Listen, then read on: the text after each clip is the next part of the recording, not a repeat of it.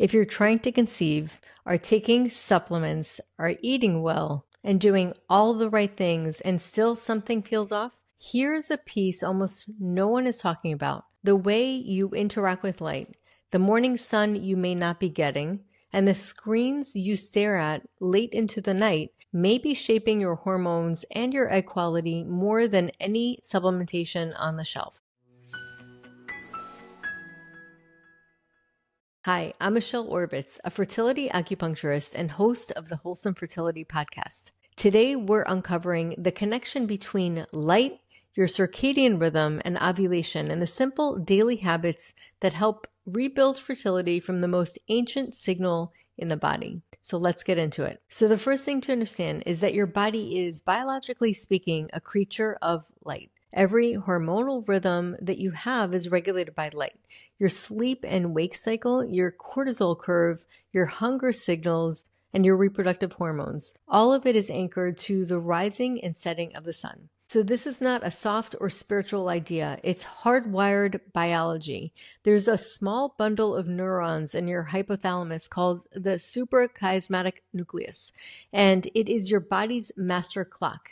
That clock is set primarily by one thing: light entering your eyes through specialized receptors in your retina that are different from the ones you use to see. When you wake up in the morning and the light reaches your eyes, your master clock starts a cascade. Cortisol rises gently, melatonin drops, and your body knows it's day, and your hormones begin their daytime rhythms. When evening comes and the light dims, melatonin rises and cortisol falls, and your body prepares for sleep, repair, and the deep work that only happens in darkness. Here's where it gets interesting for fertility. Melatonin is not only a sleep hormone, it's one of the most powerful antioxidants your body makes, and it is found in very high concentrations in your ovarian follicles. So the fluid surrounding your developing egg is rich in melatonin, and research shows that melatonin in the follicular fluid helps protect the egg from oxidative stress, which is one of the main drivers of declining egg quality.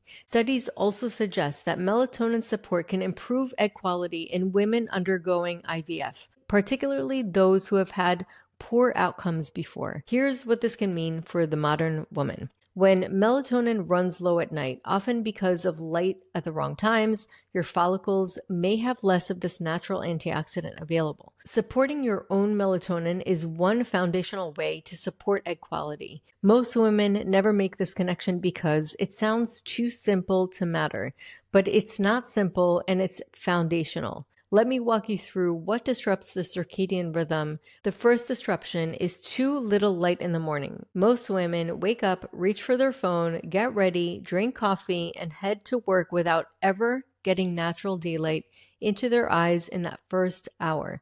If you live somewhere with long winters or work in an office with no windows, this can go on for months. The body never gets a strong signal that it is day. The master clock drifts. Melatonin stays slightly elevated, cortisol does not rise the way it should, and the whole hormonal day starts off rhythm. The second disruption is too much light at night. In the evening, many women sit under bright overhead lights, looking at their phones and laptops, with light flooding their eyes hours after sunset. The body reads this as daytime and holds back melatonin, so it never really gets that deep, sustained dark signal that triggers a full release. The third disruption is irregular sleep timing.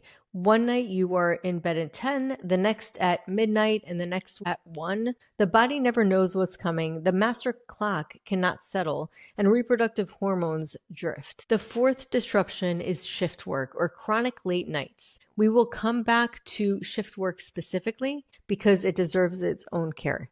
The fifth disruption is artificial light at night.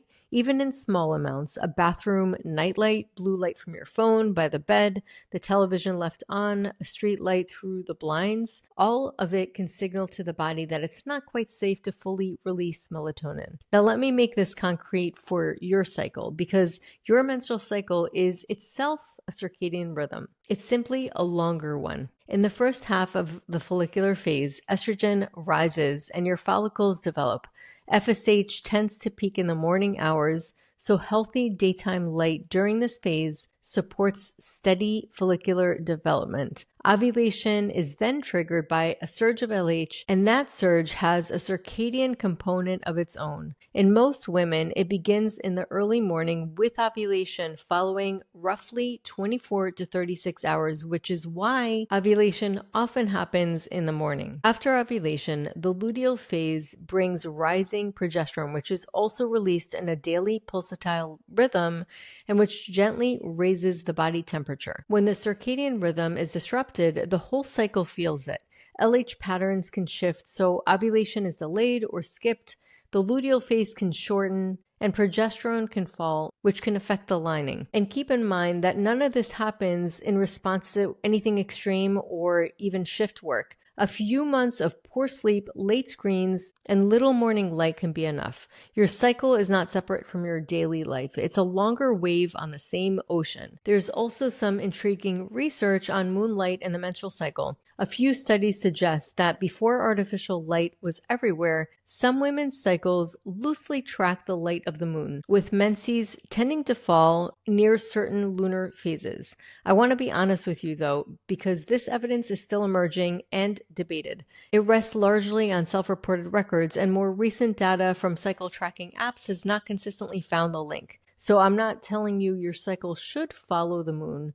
What it does remind us of is something we can say with confidence, that female reproduction is deeply sensitive to light. And I myself have always noticed that I got my period on the full moon. So for me, anecdotally, I did see the connection. Now, the practical part and the good news is that it is simple.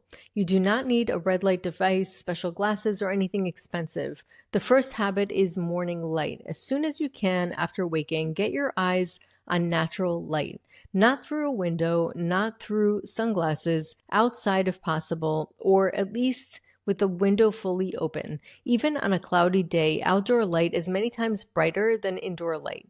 Aim for 10 to 20 minutes, walk the dog, drink your coffee on the porch, take your supplements outside, whatever works. If you truly cannot get outside, get the brightest light source you can in front of your face for at least 10 minutes. A bright lamp at the breakfast table, a light therapy box, or an east-facing window. Anything is better than nothing. The single habit anchors your whole rhythm. The second habit is daytime brightness. Get outside at least once during the day if you can. Eat lunch outdoors, take a short walk between meetings, open the blinds at your desk. Your body needs to feel the brightness of day to know what time it is. The third habit is evening dimming. After sunset, lower the lights, use lamps instead of overheads, warm colored bulbs in the bedroom and the bathroom, and night mode on your phone and laptop. Blue light blocking glasses in the evening to help if you want to be extra rigorous. You're simply allowing your body to know that night has arrived, and melatonin responds beautifully to that darkness. The fourth habit is a dark bedroom, making it as dark as you can.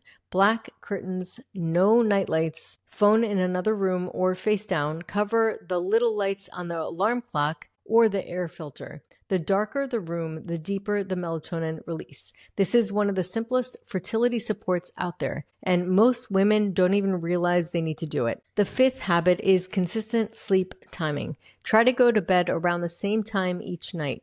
The body loves rhythm. It does not need to be perfect, but staying within a 30 to 60 minute window most nights makes a real difference. Aim to be asleep by around 11 the latest. Your deepest, most restorative sleep comes in the first stretch of the night. So the earlier and more consistently you settle into darkness, the more your body can use that window. The sixth, especially in the winter, is supplementation. Some women, particularly in the northern climates, do not get enough winter sun to make adequate vitamin D. So it's worth testing and supplementing if you are low. And some women, especially those who suspect poor egg quality, may benefit from a small dose of melatonin in the months leading up to retrieval or conception attempt. This is something that you might want to talk about with your practitioner who knows specifically your case, because here melatonin is working as an antioxidant in your follicles, not just a sleep aid. So if you want to know the why behind the morning light habit, it's worth knowing. Your eyes contain specialized cells called intrinsically photosensitive retinal ganglion cells. These cells are not for seeing. They exist to sense the time of day. When bright light reaches them, signals travel straight to the master clock and tell it that day has begun, setting your entire hormonal day in motion. Now, here's the thing. The intensity is the part that most people underestimate. A typical office runs around 300 to 500 lux. Outdoor light on an overcast day is at least 10,000 lux, and bright sun can be hundreds of thousands more. That is an enormous gap, and that is why opening the blinds is not quite enough. You need real outdoor light, especially in the morning. Timing matters just as much. The clock is most sensitive to light early in the day when light tells your body morning has come. Light late at night, especially blue light, does the opposite and pushes the clock later. Flood your eyes with phone light at midnight and your biology reads it as daytime, holding melatonin back even as you feel exhausted. There's also a meal timing piece. Your metabolism follows a rhythm as well. Insulin sensitivity is highest in the morning and declines as the day goes on. So the same meal eaten at 8 in the morning has a gentler blood sugar effect than it does at 10 at night. Large late meals disrupt the rhythm in a way that touches sleep, hormones, and reproduction. For fertility in general, the guidance is to front load your eating, a real breakfast and a solid lunch and a lighter dinner finished a few hours before bed. This pattern supports steadier blood sugar, which supports steadier hormones, and many women notice their cycles improve within a few months of the shift. I want to speak directly to the shift work because some women cannot avoid it. If your job involves night or rotating shifts, your rhythm will be challenged no matter what, and that is not your fault. The research does show higher rates of irregular cycles, miscarriage, and longer time to conception among shift workers, though the increases are moderate rather than dramatic. There is still a lot you can do. Use blackout curtains during your sleep window. Wear blue blocking glasses on your night shift if you can. Eat at consistent times relative to when you wake up, even if that is not the morning. Catch sunlight when you can, even if the timing is not ideal. And use melatonin under guidance to help anchor your sleep when your shifts change. If fertility is a priority and you have the option to move to day work, even for a season, it may be worth considering. There is a seasonal layer to this as well. In the northern hemisphere, winter brings short days and weak sun, and many women notice that their cycles run a little longer. Their energy dips and their mood drops in these months. That is a normal response to darkness. If it becomes severe, a light therapy device, usually around 10,000 lux for 20 to 30 minutes in the morning, is well researched for seasonal mood and may help with circadian disruption more broadly. Talk to a practitioner whether it fits your situation specifically. In Chinese medicine, the rhythms of light and dark map onto yang and yin. Day is yang and night is yin. We build yang through the day and replenish yin in the dark. When we fight that rhythm with late screens, short sleep, and artificial light, we slowly exhaust yin. And yin is foundational for the cool, nourishing, deep substance that builds the lining, nourishing the eggs, and holds the body's reserves. Yin depletion is a very common pattern that happens with women who are trying to conceive. And bringing your light and sleep back into rhythm is one of the most direct ways to replenish it. So here's what I most want you to hear. If you've been doing everything and still feel like something's off, this may be the missing piece. Light is the oldest signal your body knows, and modern life has scrambled it for almost everyone. You don't have to be perfect about this, you just have to begin. So morning light, evening dim, a dark bedroom, consistent sleep, done with some consistency over a few months, these change your sleep, your mood, your energy, your cycles. Your body has not forgotten how to do this. It's wired for these rhythms, and when you work with that wiring instead of against it, the system reorganizes. For women who want to go deeper on aligning their cycle, my Harmonize Your Moon Cycle resource is a free place to start.